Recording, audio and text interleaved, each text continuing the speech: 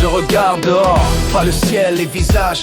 Ils ont l'air pressés d'avoir raison, de pas se poser de questions. On parle fort, on s'indigne vite, on choisit des camps comme on choisit des couleurs. Mais je me demande qui regarde encore l'humain avant l'étiquette. On construit des murs invisibles, pas en briques, en certitude. On veut des réponses simples dans un monde compliqué. On veut des héros, pas de responsabilité. On dit que tout va trop vite, mais on continue d'accélérer. On parle d'avenir comme d'un investissement. On parle d'enfants comme d'un problème logistique. On parle d'égalité comme d'un chantier qu'on finira plus tard, toujours plus tard.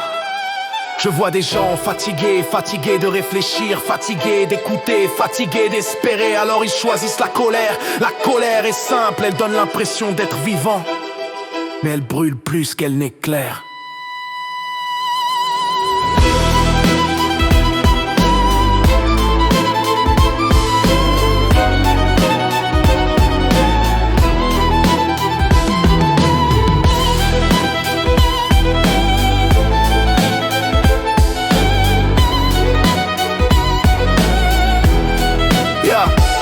Je me demande parfois si on a perdu le contrôle ou si on l'a simplement donné à des choses qui ne ressentent rien. Des chiffres, des algorithmes, des intérêts. Et pendant ce temps les silences s'installent dans les maisons. Les regards se ferment, les conversations deviennent des affrontements. Et je me pose la question sans ironie, sans posture. On va faire comment ?